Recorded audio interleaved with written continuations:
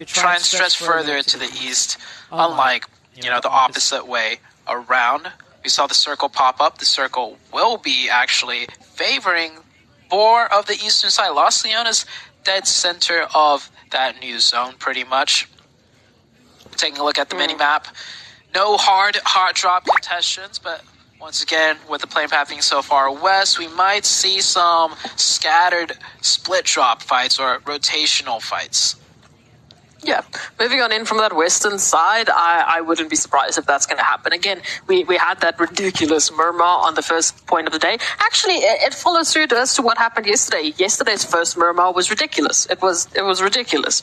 The second murmur was a little bit, it was skewed. It was definitely still providing these teams with a lot of rotation options, but it was a little bit more normal. It provided the teams a little bit more spacing. And in those maps, what it came down to were the first teams to, again, same as Los Higos, making position, making that call, making that opportunity and that early rotation to put yourself into the best possible footing. Again, not a lot of information this early on into the zone, but I would like to see a few more teams taking a hold of that eastern side. I mean, we had the flight path. We know what the zone is going to be pulling. They have that information.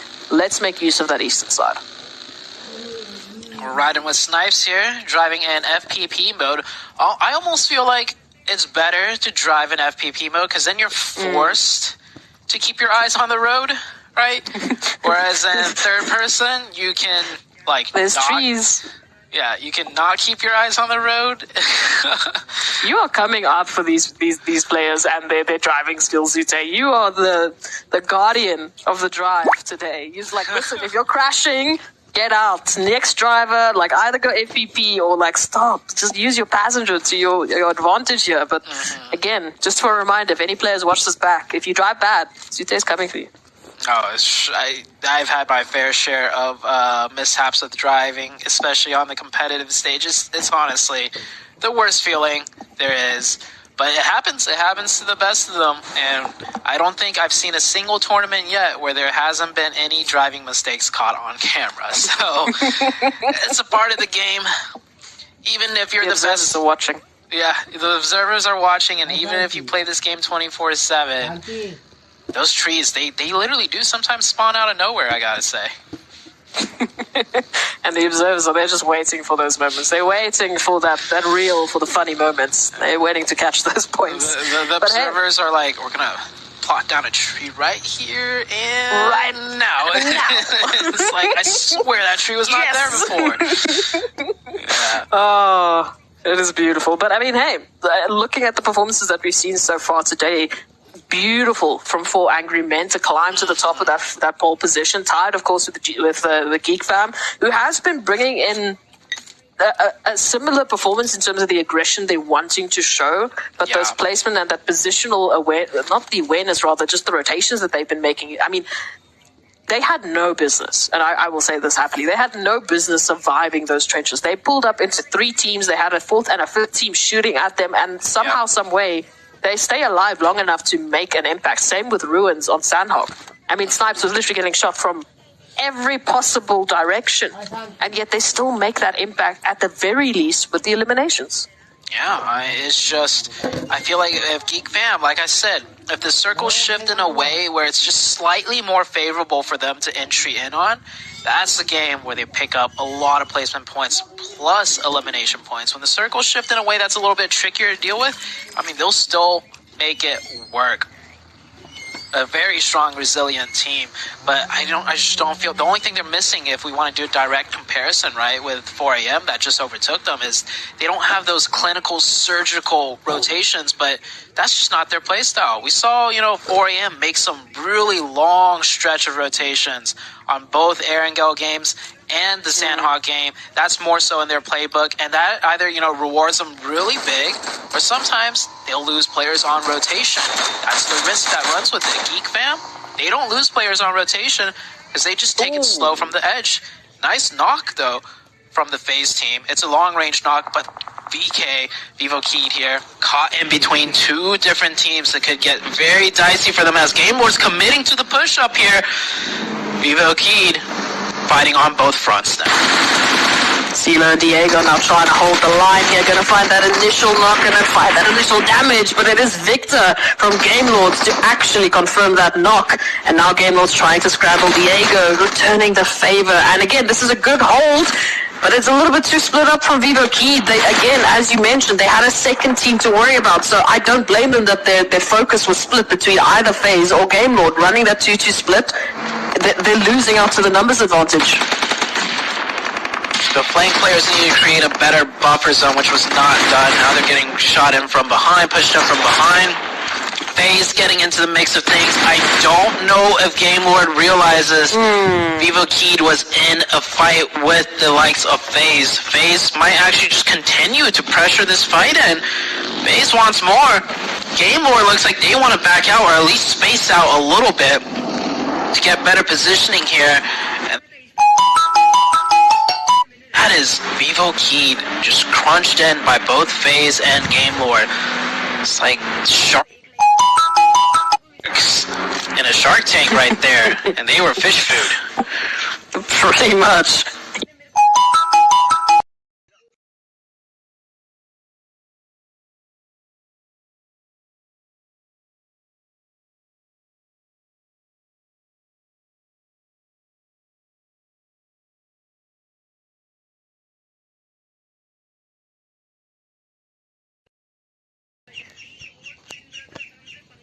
You know, you mentioned earlier about that performance from Geek Fam. Rotation on the outskirts. We're having 4 angry men running off with perfect rotations. Yeah. Now it's a whole different storyline. So they do need to make those small adjustments to give them that edge once again. I completely agree with you there. Next circle shifts to the west side. This side, west side, the best side. But honestly, I love this area of the map. I mean, we just saw the fight take place between Game Lord and FaZe, but yeah, that ridge line, that mountainside, so much opportunities for teams to, you know, really mount a strong defense with good sight lines, and there's still so much left to play.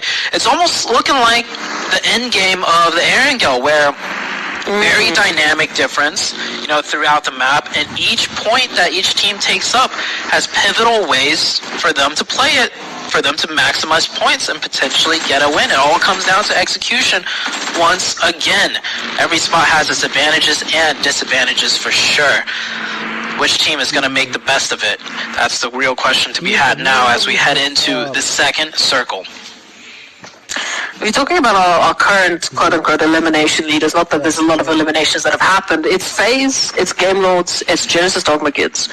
3 teams that, again, from FaZe there's that consistency. From Genesis and Game Lords, we've been lacking a little bit of that aggression. We've been lacking a little bit of that killer instinct that you've been talking about. You know, we mentioned on Erangel, making your options open, being the game makers instead of just playing the game. Ensuring that you're the ones choosing that engagement, you're forcing that engagement, you're forcing another team into an awkward position instead of being the ones forced into it. Yeah, a lot of teams are lacking that right now. Hopefully they find it throughout the course of today, throughout the course of this game.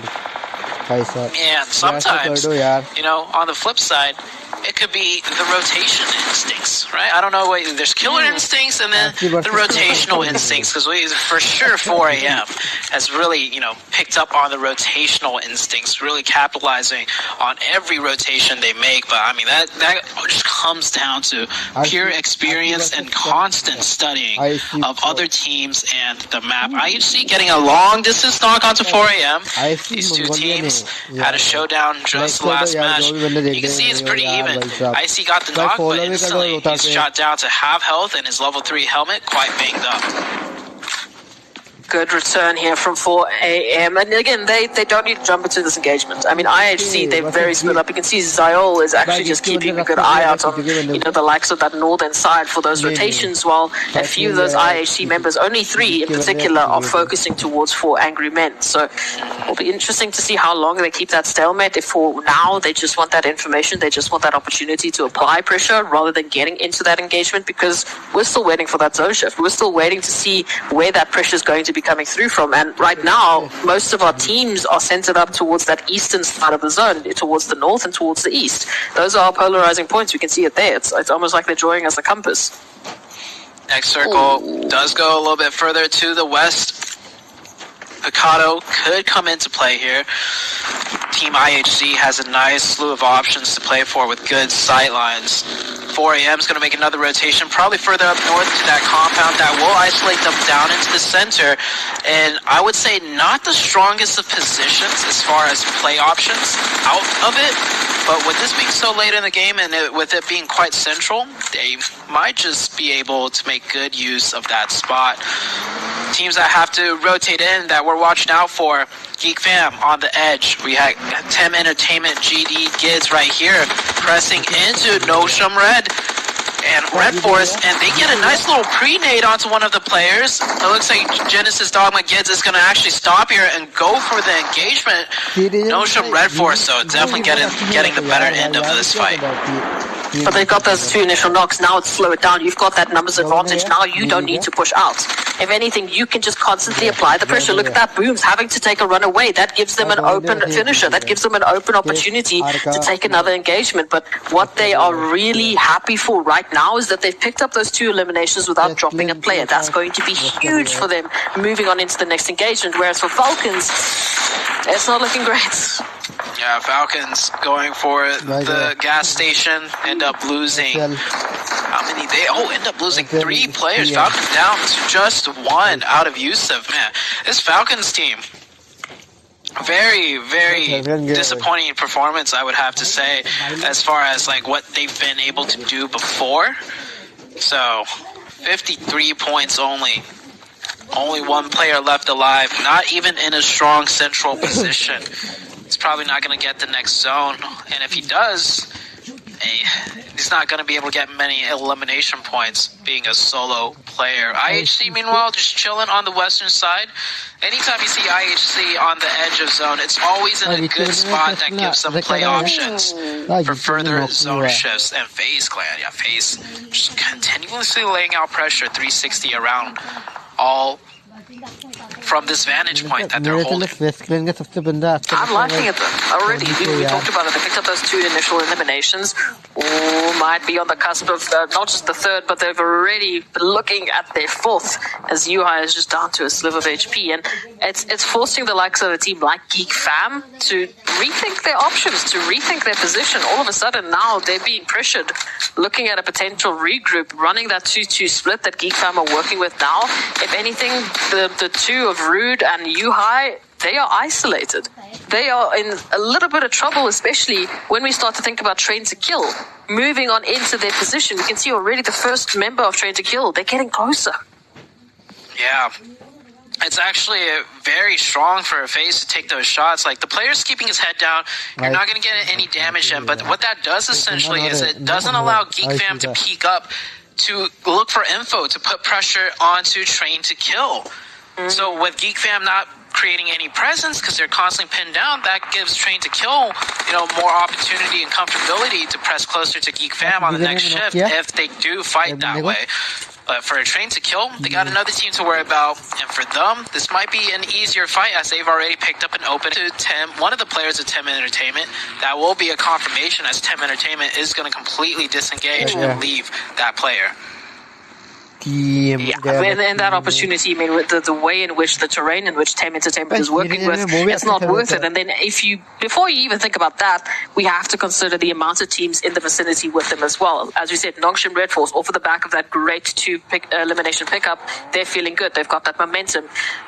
Genesis Dogma Kids, on the other hand, they're feeling a little bit scared for this engagement running with that duo. They do not really want to jump into anything just yet, especially when you consider that they are isolated. The 2 players that are left, they're alone. Yeah, this FaZe team is just not letting up. Really trying to punish Geek Fam as hard as they can. Ooh, Train to Kill.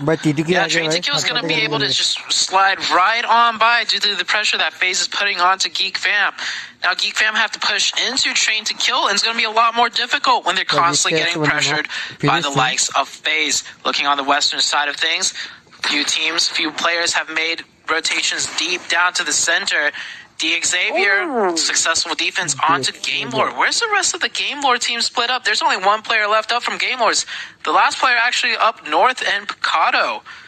Trying to do a 1-1 split here to just maximize their chances of getting the zone, but man, I don't think they were expecting a team to push them there. And Xavier actually running a 2-1 split as well, but unfortunately one of those hopefuls finding that 2 of Xavier will meet the end and mean that we do have Game Lords down to only 1. Akashi will reign that flag high, hopefully for a few more zones, get some good placements. You can see Nongshim Red now feeling the pressure, trained to kill with that rotation.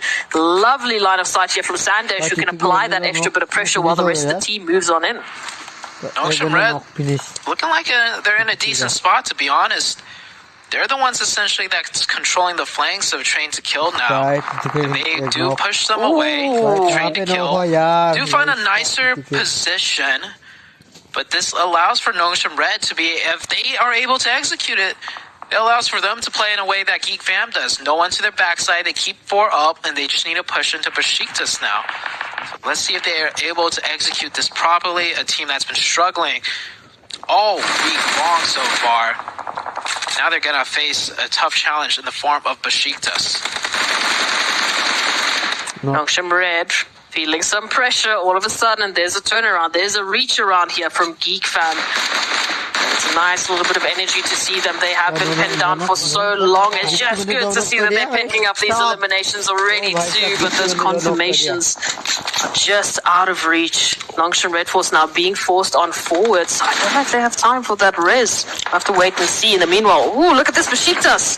The double tap there onto Nongshim Red Force. Nongshim Red Force between Geek Fam or Besiktas. Pick your poison.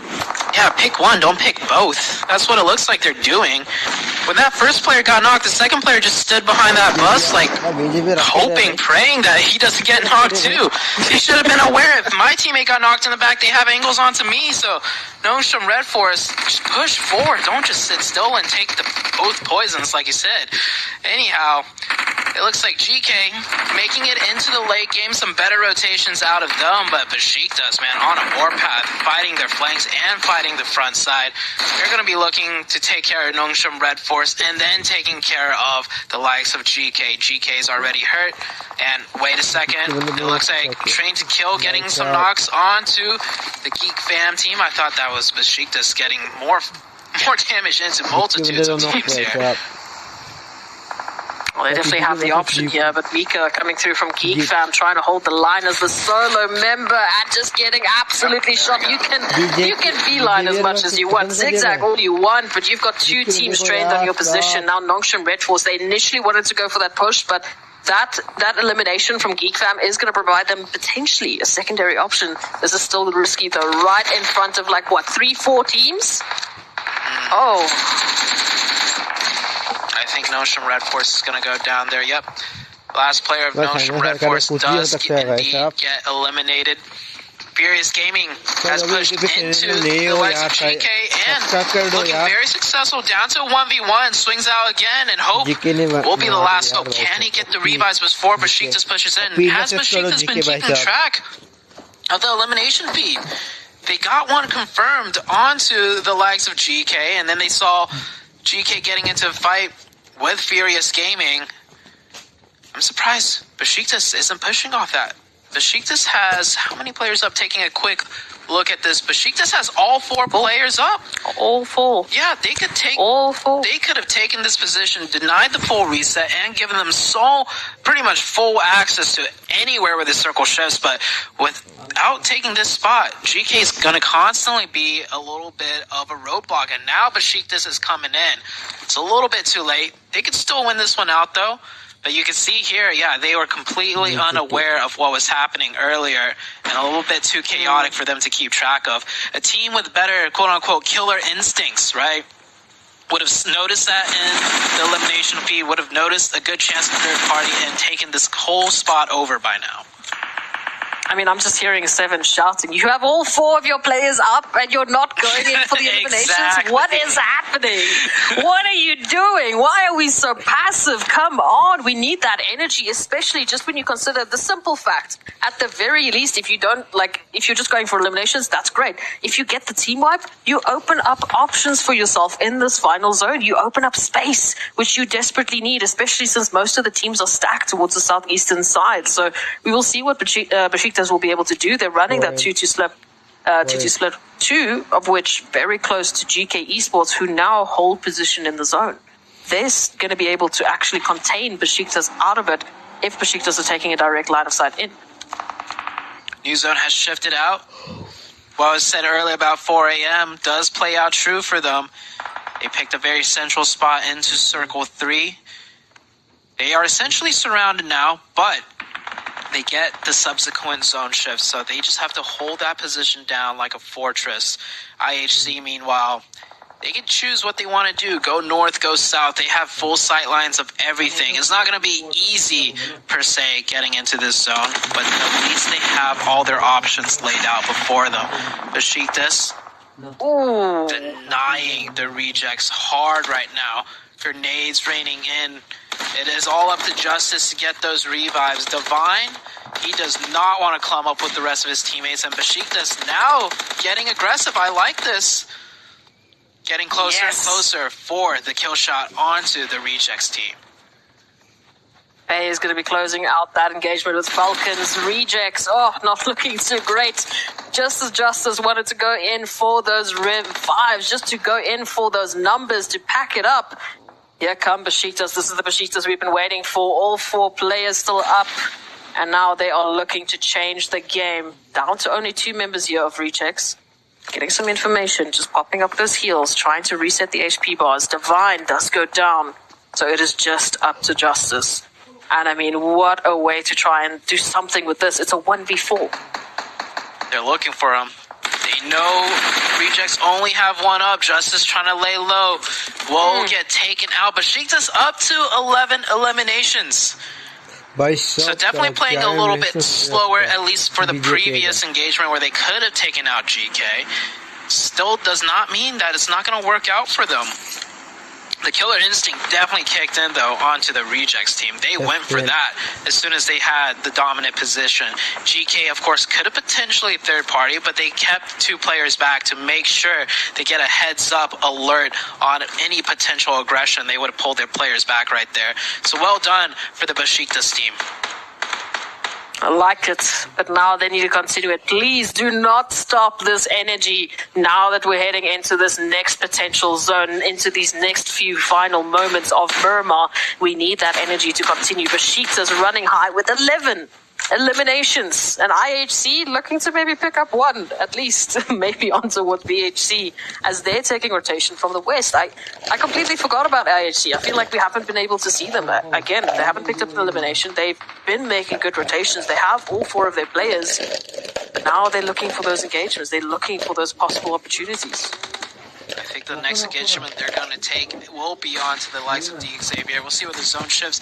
Now GK has to mount this defense 3v4 against Besiktas. It's going to be a difficult one. Next circle pops out. Pick your poison. 4 a.m. that has the prime position, but a much harder building to crack, and they have 4. Or take the edge of zone on the north side against the 3-man team of Xavier, but not the best position. I think it comes down to whichever side they get a knock onto first, potentially. As Train to Kill, GK, and Besiktas also, they have to move into this new zone. Besiktas still having a couple of bullets just flying past their faces. I see maybe making 1 or 2 connections. They're Xavier with 5 eliminations. And I mean, looking at their current position over towards that northern side with a little bit of cover to work with, maybe they can make something happen here. It would be fantastic to see them rolling up high. But for Angry Men, now that Geek Fam are out, they can really solidify that pole position. They can really start to build that gap between themselves. And they're currently center zone. I mean, this is as bravado of a play I can see, but IHC might be here to stop the bravado. Uh-oh. I was saying, whichever side they get a knock on first might be the middle. And, Besiktas forced to go down into the open, use whatever rocks, trees that they can as cover. Meanwhile, GK on the north side will swing north. So Besiktas swinging south, GK swinging north. Which team will come out on top? Both teams have a very tough zone entry to breach phase, holding down this northern side at this deep dip. They're doing well for themselves. 4 a.m. resets up to 4 players. It does not look like a full committal out of the likes of IHC will play out. IHC does lose 1 player in the process too. I see making just a little bit of a change, just a little bit of an opportunity to try work in a different angle to this Besiktas, though. They're feeling the brunt of the action as they are just taking lead after lead after lead right from the barrels of 4 angry men. As trained to kill, they find FaZe Clan, no other than FaZe Clan, as well as GK Esports, who are feeling the pressure now. It'll be interesting to see if Train to Kill can close it up, but it's not going to be the case. Sandesh does go down, and now Savan coming through with a couple of shots, a couple of pressure points that they can poke around here up against GK Esports. Again, they are within center zone. They are fighting against all of the other teams on the outskirts. Another precise, critical rotation potential win coming out of 4 a.m. and not out of it just yet. But with that position and with all the teams having to edge into the wide open, this is as free as can be for 4 a.m., I feel like. Oh, I do want to agree, but I also want to see what DX Xavier can bring in as they take out FaZe Clan. Lamborghini with the roll-up, running through with 5 eliminations of the total 9 that DX Xavier currently have. 4 a.m. still within center, still applying that pressure to Besiktas. They are reminding me right now of Tem Entertainment over towards a wrangle, just not an opportunity for them to get out. At least this time, the cover is a rock, not a tree. Yeah, that tree is going to be out in the blue zone soon enough. But Besiktas still managed to keep 4 up. I would have liked to see, with those 4 players, they played a little bit more aggressive against the likes of GK way earlier. They would have picked up some points there. Surprisingly, they're moving down through the smoke. They're getting very close to the likes of 4 a.m. 4 a.m. also worry about IHC. They're getting pushed on both fronts, but IHC taking some shots onto the likes of Besiktas. Still getting pressured, though, by the 4 a.m. team. 4 a.m. just weathering this multi-pronged attack, but it's very broken by both sides as they don't have the hard cover. Everybody taking shots at anybody crossing into the open. 4 a.m.'s going to stay up with 4. Oh, this would have been a huge knock if Savan could have connected, because that's the isolated player out of DX Xavier. Besiktas down to 2. 4 a.m. need to take care of this without losing too many players. Ideally, not a single one. DX Xavier looking to third party and strike. They're backed up in a corner. And hold up! Why is the fight not over yet? How many of 4 a.m. just went down? That's 2, 3 of 4 a.m. just went down? No, 2 players 4 a.m. went down. Spawn at critical HP. The other player trying to get the revives. DX Xavier will strike when it's hot. They're close. 3v3 situation. Savan finally popping off the first aid kit. They might be able to get another revive if they feel the pressure of DX Xavier slow down a little too much here. No, they'll get one confirmation. We're back to a 3v3. DX Xavier has the advantage. 4 a.m. has pushed out of the compound. That fight took too long. 2 knocks onto 4 a.m. might cost him this chicken dinner here. Xavier just on the clutch, just on the cusp of getting a winner chicken dinner. It has been long awaited. We want to see that Xavier performance. 4 a.m. though, not looking to back on down, going for the turkey dinner as Quickshin does go down. Frankie moves on in with at least 1 confirmation, and the trade can't be there. Instead, it's Savan that will go down at Xavier. They pick up the winner chicken dinner after we have been asking for a performance from them from the beginning of today, from the beginning of yesterday. Finally, they are here to make a showing. You know what it is, S-Proxy? Mm-hmm. You know what it is that led them to that chicken dinner? Mm-hmm. It's that sub out. Hey. It is? Yeah. Oh my goodness, no way. Yes. Yes. Yeah. Let's go! That is exactly it. We were waiting for it, and they've been so quiet. And then we blink, and they've got 11 eliminations. They're suddenly taking on 4 angry men. What is it with our super subs? What is it? Yeah, I don't know. But man, look at the relief on that player. Not even smiling, because they realize with that win, all it means is that they got even more work to put in. That was pretty much them preventing a nail being, like the last nail being nailed into the coffin. They stopped that, but now they have to break all of those other nails out, rise up from the dead, and try and fight their way into the top 3. And that's going to be hard to do because 4 a.m., They didn't get the chicken, but they got another second place finish. But shout outs to D, Xavier, another team potentially rising up from the dead. Let's see if they can keep it going.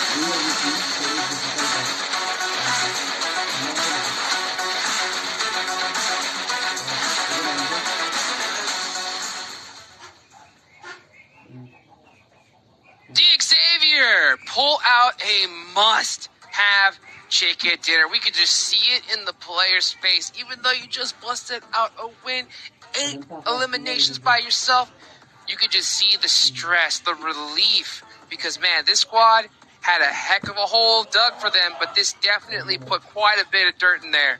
I think so. What about you?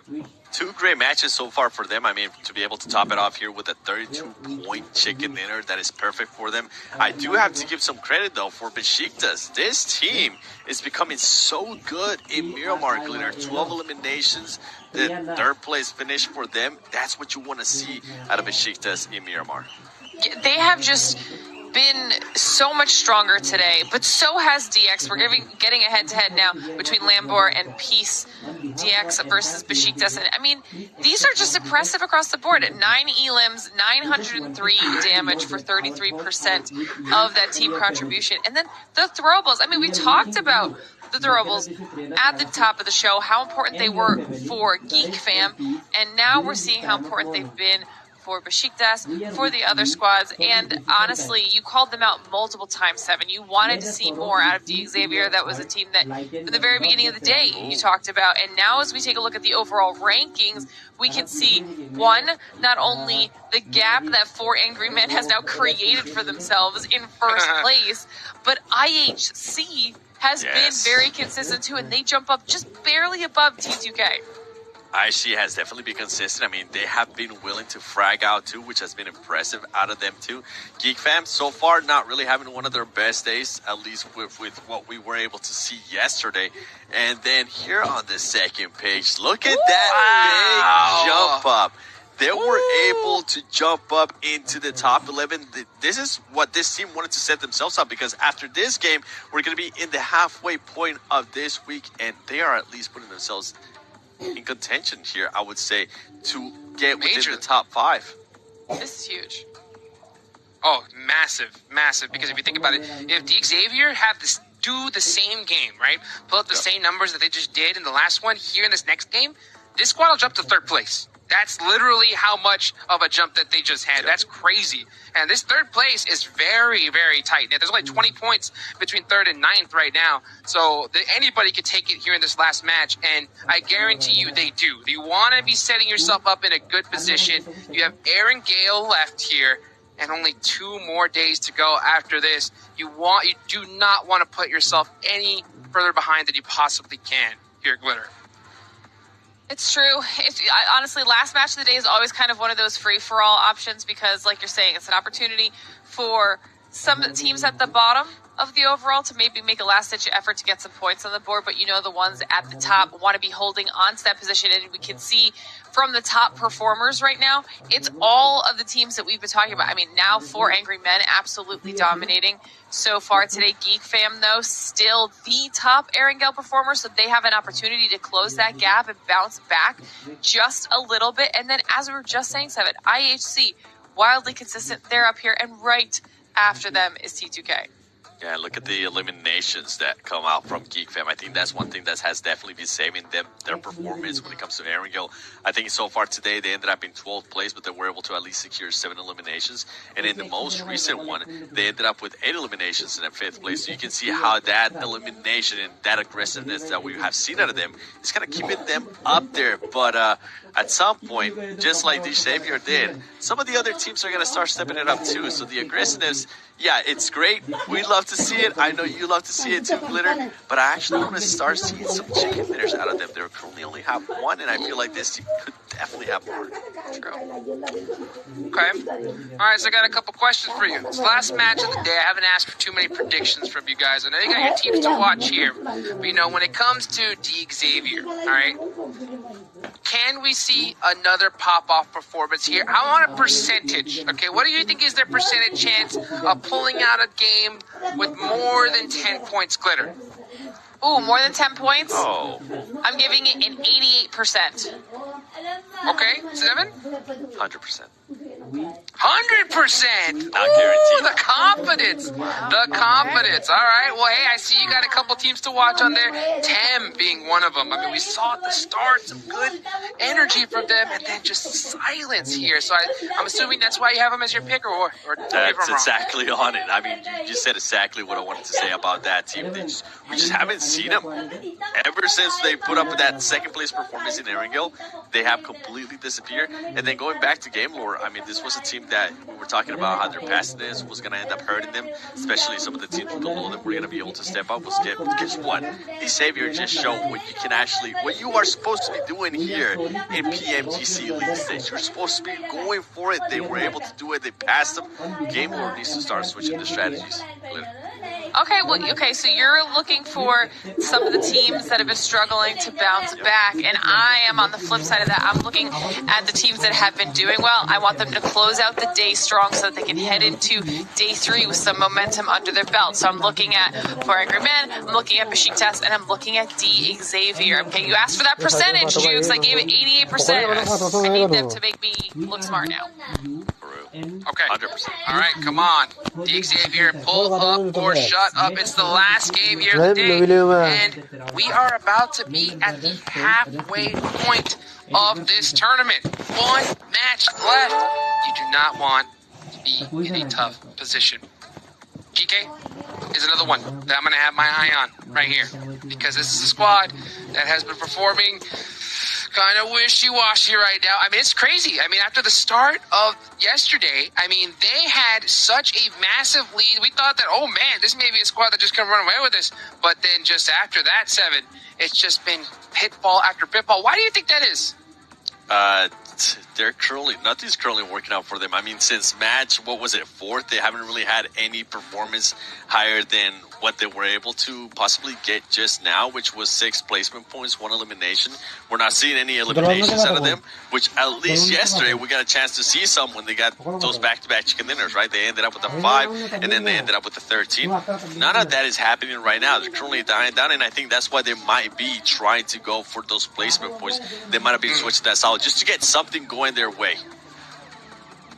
Let me ask you this, Glitter, right? When it comes to GK, do you think that the reason why their performance is faulting is it because they're performing worse than they did at the start, or the other teams are performing better? I mean, I think it's mostly themselves. When you look at the stats, they're just not putting up the same numbers on any of the maps that they did well. So it's not like it's a map-specific performance thing. It's not like it's a time of day specific thing. They're not burnt out, or maybe they are. I don't know. Maybe they can't. It's the full weekend stretch that's starting to tax them a little bit. But I think that they're very capable of bouncing back. They just need to at least get something under their belt that's a little bit better than what they've been doing, so that they can set themselves up better for tomorrow. Or if they don't, just be prepared to review those VODs. Make sure that you can make your adjustments from day to day, which is actually what we've seen a lot of the teams that struggled on day 1 doing here today. It's why they're doing better. And I also, we're seeing that here in this recap. I had also mentioned earlier about FaZe. They haven't been getting the chicken dinner, so we haven't been talking about them as consistently, but they have at least put themselves in a solid placement. They've gotten some eliminations on the board, and overall, they're at least setting themselves up for a little bit better performance than somebody like the GKs of the world. So they got to do something. These days fly by. I was going to say with FaZe Clan, I would like to see a little bit more of consistency in regards to placement. We see a big up and down between them. They go either 13th, and then they're able to make it within the top 5, top 6, yeah, and then it goes back to 13. A bit more consistency. We know that you guys can get the eliminations, but just give us some better placement, please. It just seems to be that just constant balance, right? You have to be both if you want to make it in the top 3. You have to get an insane amount of elims and placement points. This isn't the PUBG Mobile of 2018, where you can just go and just sit for zones and try to get some points, you know. Here, you gotta make some moves, and you gotta get those elims too. And it's crazy to see just a stark difference in so many squads, right? You see some have a whole bunch of placement points, some heavy on eliminations. And I think at the end of the day, it's those eliminations that give you that little extra bump up. But hey, you know what? We got the last match. I know you guys could hear us talk all day long, and that's what you want. But it's time to get the game, okay? So why don't we go ahead and get this last match started and send it on over one last time for today to Zute and Proxy. 15,000 subscriber complete करा दो यार. Well, we're here to close out the day. From day 1 to day 2, very different in this roller coaster ride. I feel like it's only going to continue. We're starting to see signs of brightness from teams that were looking kind of like almost dead in the water. Xavier just now with that super sub coming in and an immediate chicken dinner, and not an easy one by any means. They had to fight their way through towards the end through quite a few tough opponents. There was FaZe Clan, and then there was also 4AM that they had to contend with at the very end. I think it's shaping up to be the next 2 days.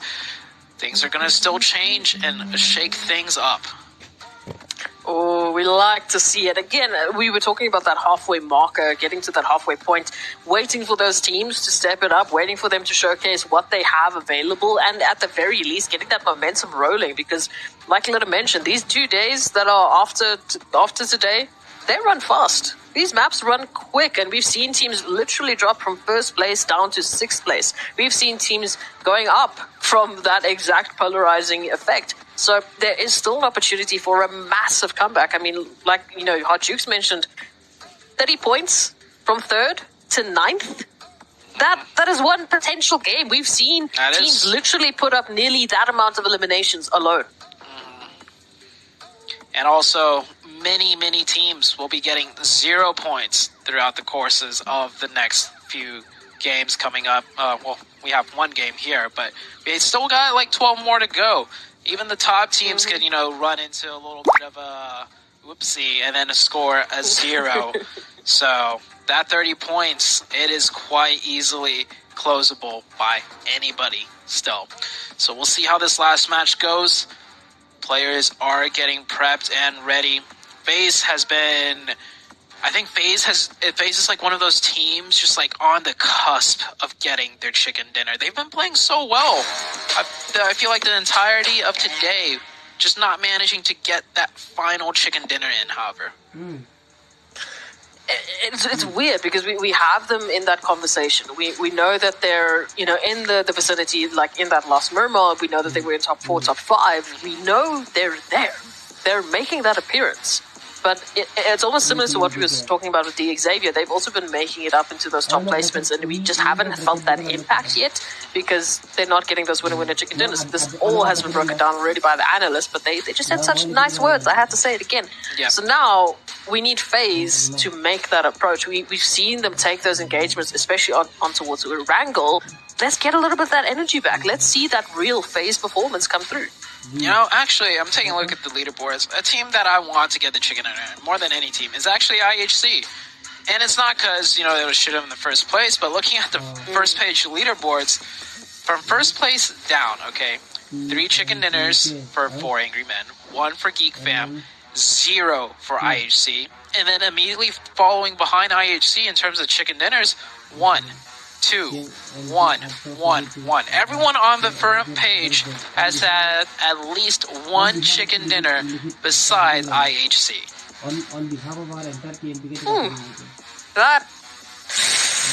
I mean, we were talking about Geek Fam yesterday. They were also managing to bring in such a beautiful performance without getting that winner chicken dinner. So it's about that consistency, man. Bringing in those placements, bringing in those fantastic, eliminations, even if they're not getting you to that winner chicken dinner.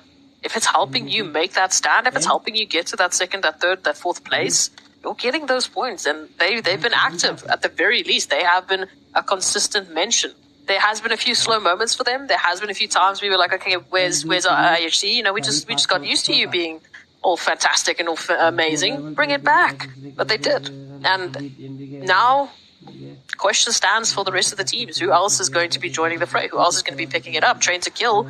They've fallen out of the top 3. We need them to catch up to IHC now. It's only 1 point, but still. Yeah, not just Train to Kill, but if you look all the way down to 6th place, right? Besiktas, with that really good performance, they are only 12 points away from IHC, who's sitting in 3rd. Right, 12 points, not that big of a point difference either. We did have a very eastern plane path, by the way, in the first circle, all the way to the west. Yeah, center's right on. Basically, center's like right below the western part of having a brain fart here. What's that mountain called? Mount Everest. Everest? Yeah, that's what we call it here.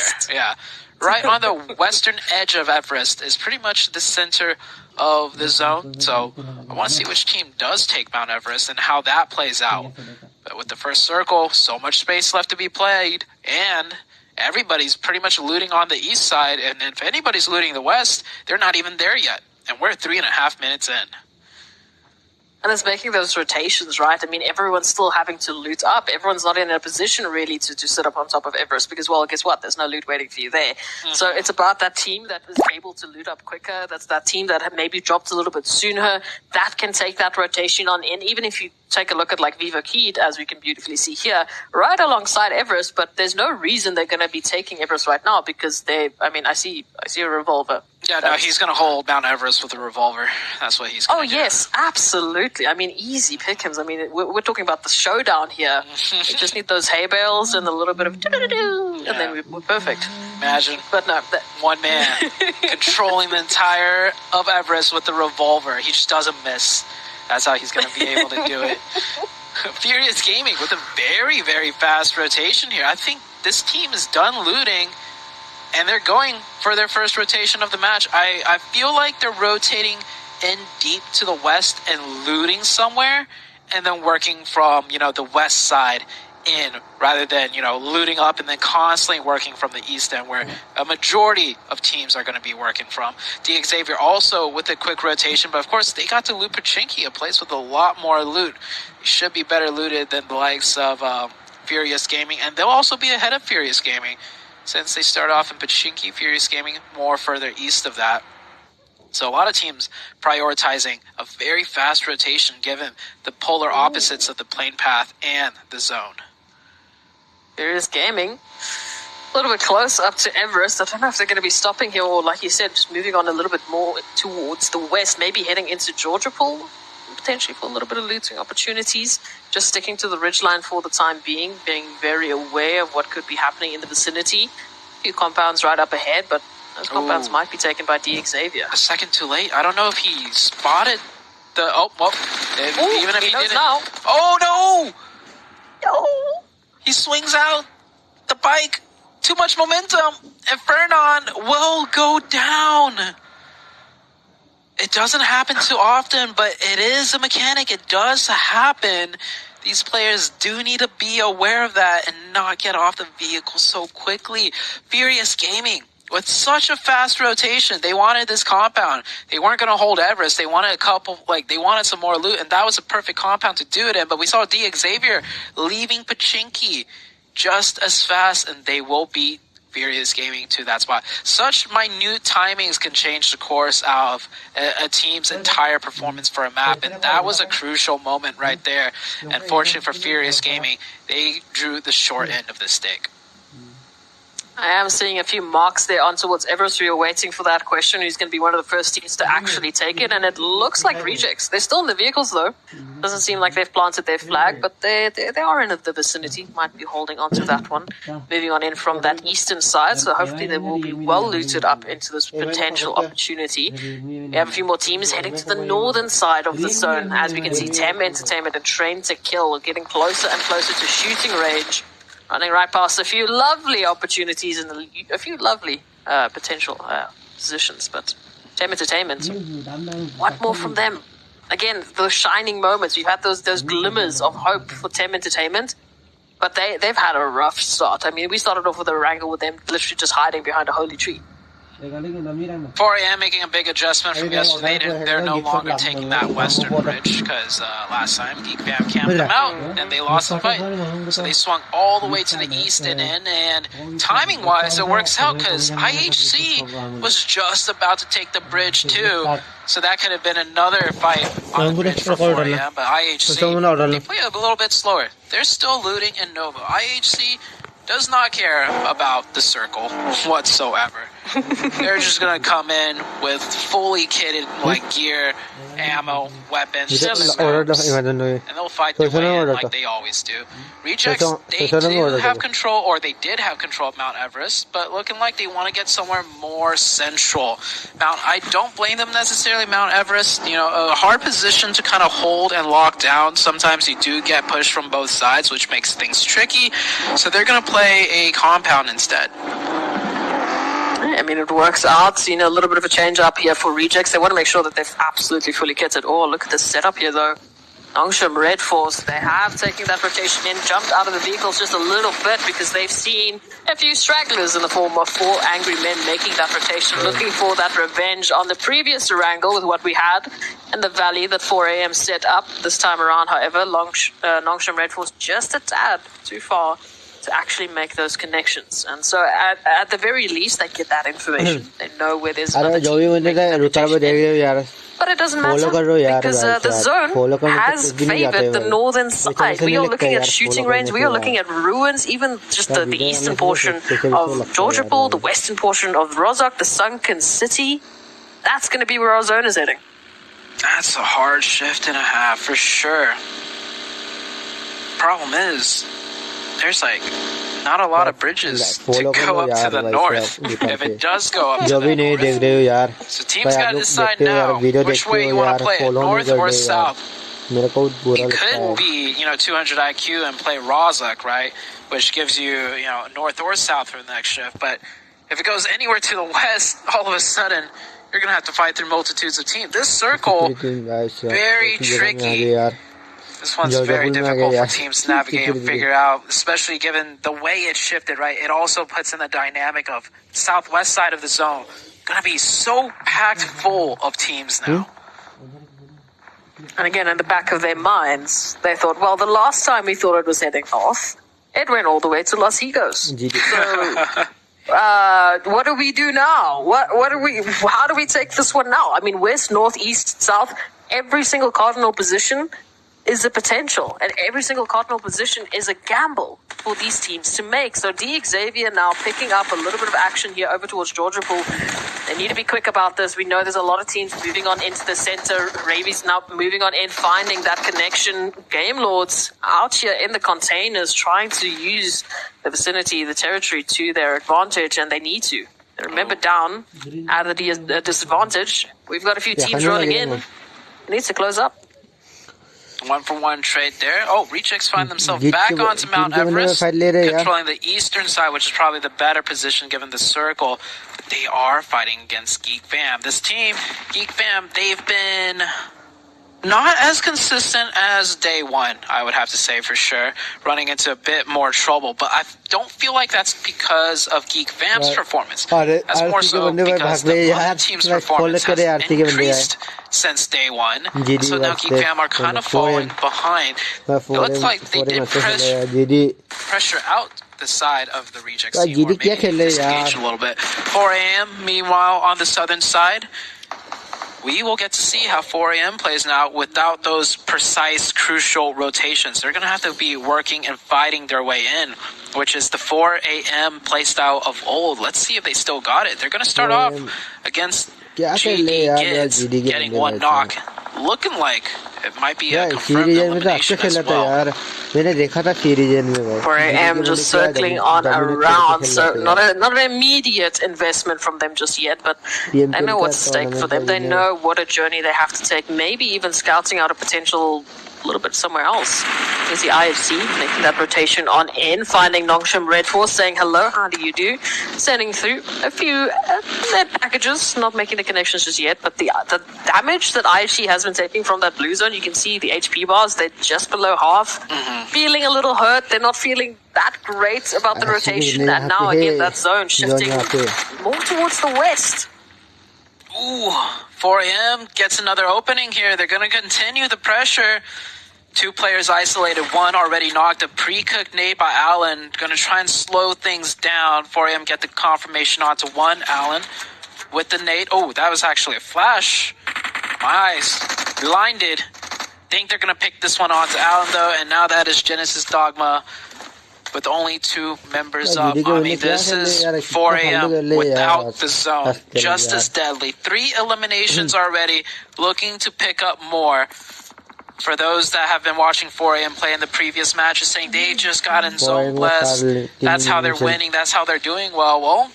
We'll see how they do in this one. They might not get the chicken, but if they can rack up the points, that's just consistency.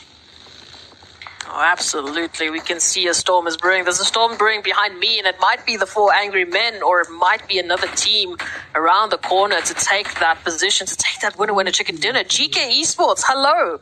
Welcome. Gaith picking up something towards Nongshim Red Force. It's not a confirmation, but it is a knock. You can see they're reaching on in all the way from Ruins just to the outskirts of Sunken City, finding another knock. Looking for those confirmations. Potentially they can find them. Oh, look at the split. We've got 1-1 split for the last remaining members that are still alive here from Nongshim Red Force. All of those reses onto one head as Gold just has to take a rotation on and maybe be a distraction. Give their teammates that opportunity to get out of this position. And Nongshim Red Force is constantly in the toughest of positions.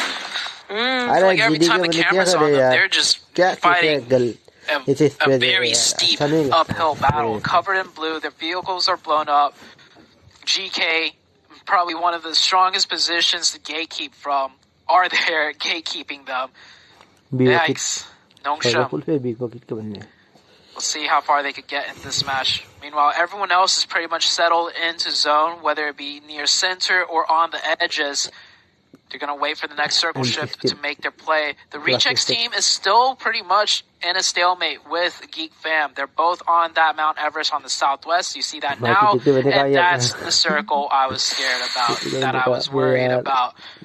It shifts north once again. Now, the 2 bridges, it's going to get deadly. Not just the bridges. There's going to be a lot of players playing beneath the bridges as well.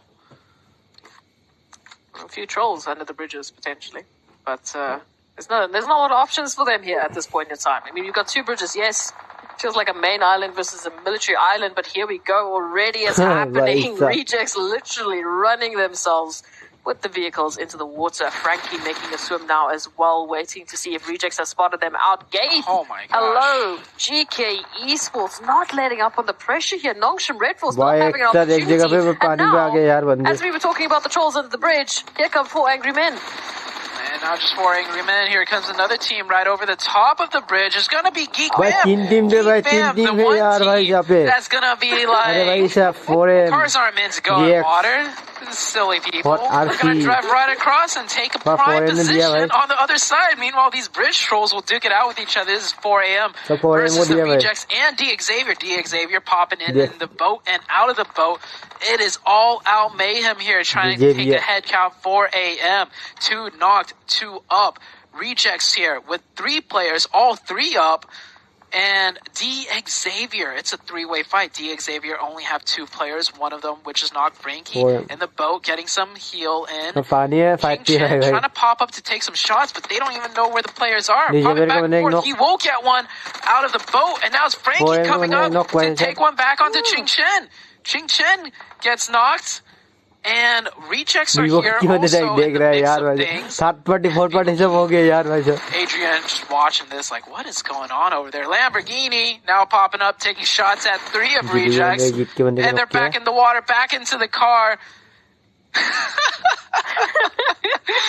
Oh, and that off was just laughing. You were afraid of this chaos? I wanted this chaos. We had a crazier angle. Oh, he's got a nade. Oh. Yes, this could be huge. If it bounces off, it could find 4 angry men. It's going to be off target, though.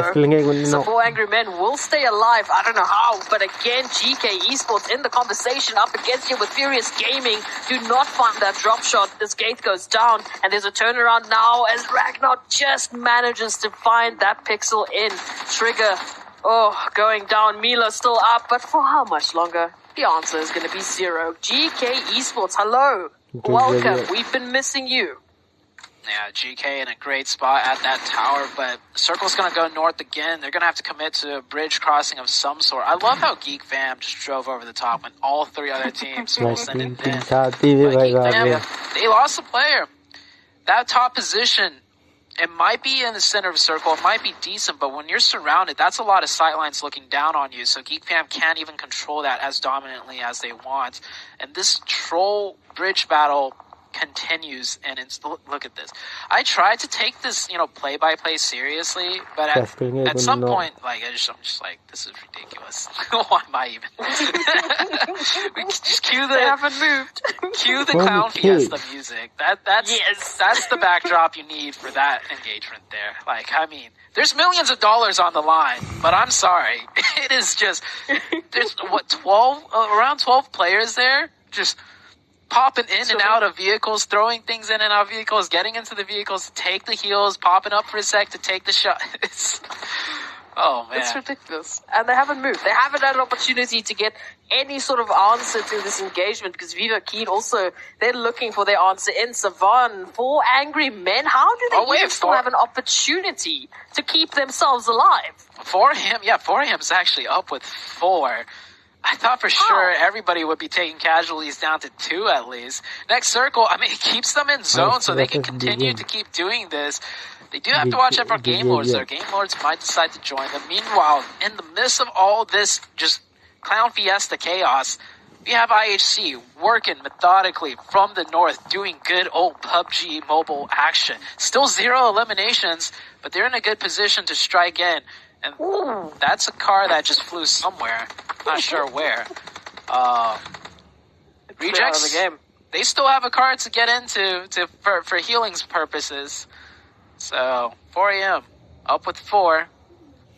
D Xavier is still here. Same with the rejects. And here comes Game Lord. They will do the smart thing, though, and not just drive in. Or actually, maybe the smart thing was to drive in. Actually, they could stay there for a little bit. Tim Entertainment not in the zone. They'll be relieved of that pressure pretty soon. Oh, Game Lords, though, this is the problem, right? As soon as they make that rotation, either they find themselves up against Tim Entertainment or they find themselves up against Viokid, who we can't forget are still downriver from their position. They have a beautiful line of sight as to what's been happening here. They just haven't made that move because, well, they're out of zone. They don't want to draw attention to themselves, but they're still in contention. They know exactly all of these shenanigans that are happening under the bridge. I'm just trying to, figure out how I'm going to go about casting the next couple minutes of this fight down here, because it's only going to get more chaotic. Because Vivo Keed is here now, joining in. Game Lords is here, joining in. And it's just... Trying to kill. Oh, I think 4AM might be done here. 4AM down to 1. And Nade comes in. I think it's all up to Good Shout. Good Shout does get into a vehicle to go for the heal. And rejects are going to come in. That nade is good. There's still actually one more up for 4AM. 4AM finally taken out by Vivo Keed. And now it's the rejects and D Xavier, the team with 4. we'll go out, we'll bow out. Finally, one team eliminated from being the Bridge Trolls. Frankie's still here, man. You can't count them out. Xavier, Rejects, they've been holding onto this bridge. Now they can say longer than the 4 angry men. They are the OGs under this bridge, and they are not looking to let go anytime soon. Genesis Dogma Gids making a rotation under a bridge of their own, but Tame Entertainment might have spotted them out. Vivo Keed, oh, it's a beautiful nade onto Frankie. Xavier down to only 1. Where's Rejects? They're still up with 2, potentially even 3. They could get that res. This is going to come down to the wire for all of these teams because, again, that zone is the determining factor. It has shifted off. That bridge, not in zone. Yeah, it goes north once again. IHC on the northern side with 4. Train to Kill, playing from the compound, will be able to keep 4 up. Tem Entertainment, Weathering the Storm on the south side, will also have 4. There's actually quite a few players left alive for a zone this small. We have 35 remaining, 12 teams still fighting for their points here. Talk about a final zone. We've got, unfortunately, Frankie now going down.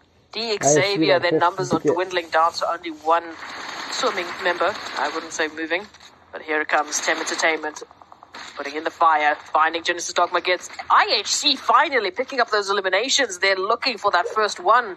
Bevy down in the water now, having to swim up to catch up to Genesis Dogma Gids, as all of Tem's members are in the water. Yeah, Tem having to swim it through. Tem down to 2. They're making progress, however. You do get 1 right there. Genesis Dogma still trying to come in from behind. Meanwhile, on the other side of the bridge, a nade flies through, does connect onto one of the Rejects players. The Vine is knocked. Duello swimming towards that car. He spots off another member. IHC, no confirmed points just yet, but Train to Kill is hurt heavily. However, Besiktas on the other side of things, pressuring down IHC from completely finishing out the fight with Train to Kill. And as that battle ensues, the bridge contestant is still there. Hold on, 1 player of Xavier right in front of you, Ray J. Xavier, he misses the shots. And, he's not down yet. He's still alive with 1 HP. He's going to swim around, try and go for the flank to get the pincer in onto the Rejects team, because the Rejects team are getting pushed by Vivo Keed as well. Ray J is good for 1. He's good for, almost good for 2. And the third party from across the side, Tem Entertainment taking shots. We still have GK swimming in the middle of all that chaos. And IHC still doing IHC things. Besiktas, this is the time to strike. The re-knock, though, is good. Once Besiktas gets this revive, if they're feeling the confidence, they can maybe swing around and take IHC's position. Next zone will shift, though, before anything or any of that could happen. So that will change how things play out for the Besiktas team, potentially. GK East was still just down to only Satan. Xavier, in the midst of all of that chaos, did go down. Eventually, unfortunately, 1 HP is not a lot to work with. Vivo Key, they have been quiet. They've been moving up of the river. One of the only teams that are still living from this crazy bridge contention, and it doesn't look like they have a lot of time left either. CeeLo down to a sliver of HP. CeeLo might be going down alongside the rest of their team, but here it is. Besiktas, one of the teams that have got such a good amount of numbers. The only other team with 3 players is FaZe, and look at where FaZe currently find themselves. Yeah, FaZe has been working that shack position for the entirety of all this chaos. That 1 shack hardcover playing in huge.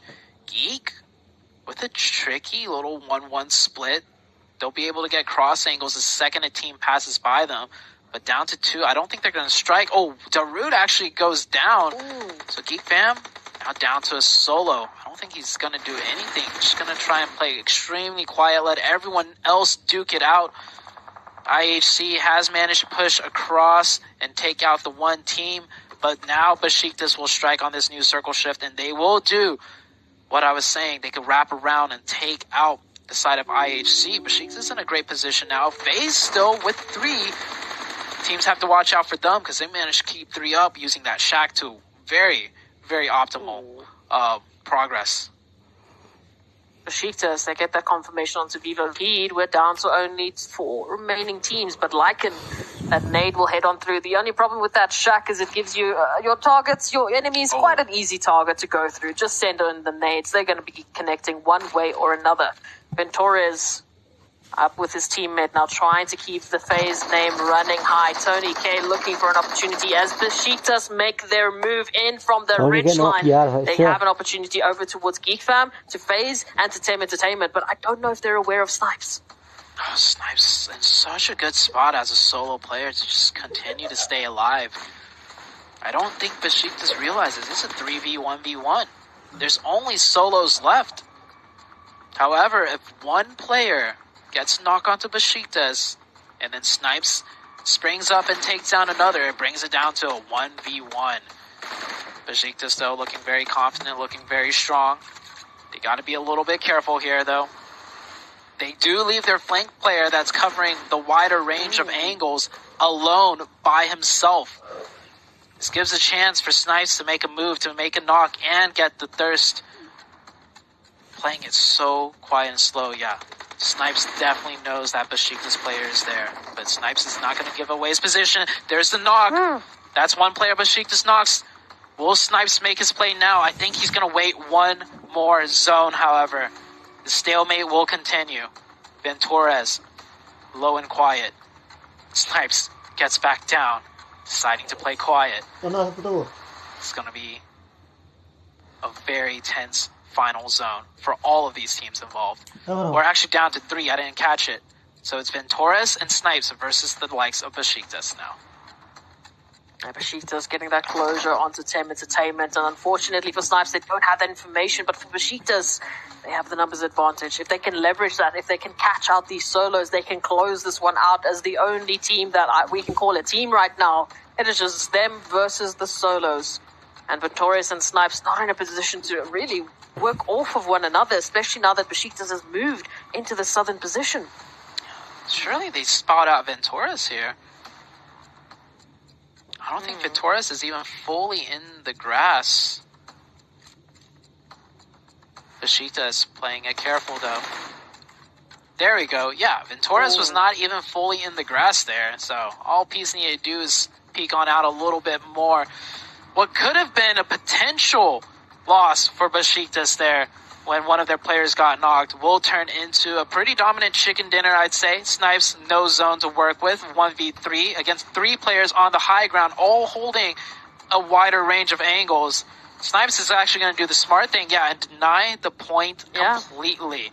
Yes, definitely a thing you want to do against Besiktas, because Besiktas is a contender for sure now for that top 3.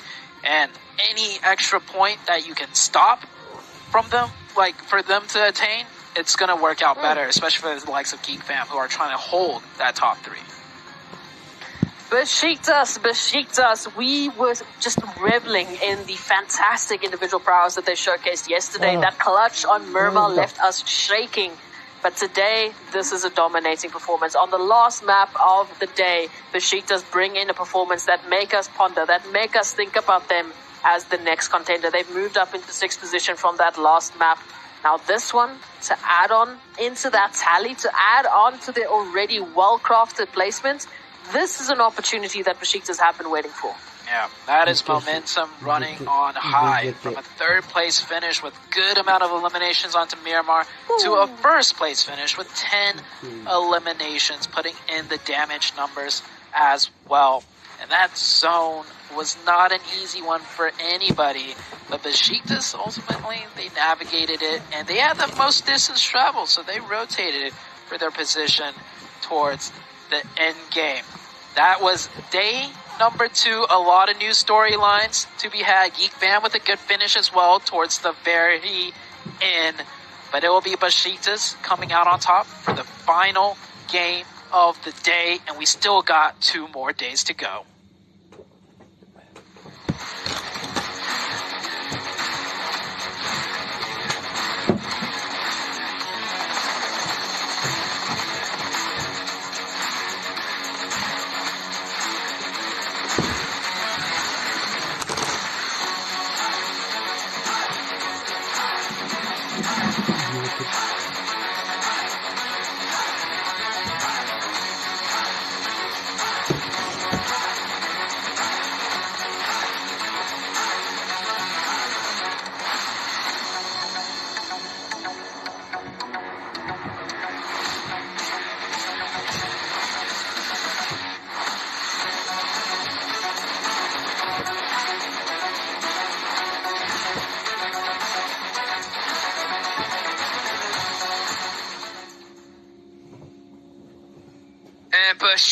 does right at the end of the day bounce back in a major way. 25 total points right here in the last match as we hit the halfway mark here in this tournament here. Tem Entertainment also putting some nice points on the board. Geek Fam coming out strong as the last one here for the day. I mean, Seven, what are your thoughts here as we wrap up day number 2 here for Group Yellow? I'm very impressed with the Besiktas. The way they were able to win that game, I mean, they rotated fast into the circle from the northeast to the west. And then on top of that, they decided to crash into 2 players from T2K without even thinking about it. They were all sending it. They went for it. They were able to get that compound. And another thing that I actually enjoyed was that they left Ceci behind, scouting for IHC. So wonderful plays there out of Besiktas. And I felt like this is what we wanted to see out of them, Glitter, because they had such a great performance today. Yeah, I'm glad they were able to close out the days because, you know, that's going to mean a lot for their momentum heading into tomorrow. But as we have the players to watch here, I mean, 30 elims on Micah for Geek, over 5,200 damage, and then we've got the 13 assists on Ching Chen. And I mean, this is just one of those days where we kind of got completely different people to talk about when it comes to the squads, but the individuals still are on top, Seven. They are, and 4 Angry Men stay on top with those 3 chicken dinners total. Look at that, 145 points. Geek Fam, though, being able to bring it back, 136, making that gap not too big. And then Besiktas Esports being able to move up as well with that chicken dinner that they just got with 120 points. All these teams are very close. IHC Esports, I mean, between Besiktas and IHC Esports, they had an amazing performance today. Oh, obviously, 4 Angry Men did as well. And GK, I feel like GK Esports, I kind of don't want to keep on burning them, but I mean, it's just going to keep happening. This team has not woken up since yesterday, Glitter. We'll see what happens. We'll see what happens tomorrow with them. But I'm looking at the rankings here, and 3rd to 8th right now is only separated by 29 points. We can see that Vivo moves up a little bit, shifts some things around, but nothing too crazy. And we heard the casters talking about it. We mention it all the time. 29 points is one good chicken dinner. So right now things are still very close. It's still anybody's game. Even people that are currently Tem Entertainment moves up to 13th. 13th still within striking distance of 11th and getting into that safety zone, if you will. So going into tomorrow, nothing is set in stone in any way, shape, or form. There's still going to be, or the teams are still going to need some really big performances to keep themselves safe. From 11th to 15th, the point difference is only 14. I mean, that's just one game, and people can move up. Yeah, this one's going to be super tight-knit here. Day number 3, I think, is going to be the most important day of this tournament. It's going to be important for some of those teams at the top to create a big enough gap to just say, hey, we got this, you know, and for those teams at the bottom to just bounce back in a major way. It's close. It can be done. So for everybody out there, make sure you mark your calendars. Tell every single person you know, because you know tomorrow is going to have that heat. And if it continues like this, Glitter, the last day is going to be nothing but amazing, glorious toxicity. What do you think? The back and forth. I'm here for the back and forth, and we talk about this too. No team wants to be the team that's relying on the final 6 matches to make or break their chances in continuing on in this tournament. So tomorrow will arguably be that much more important because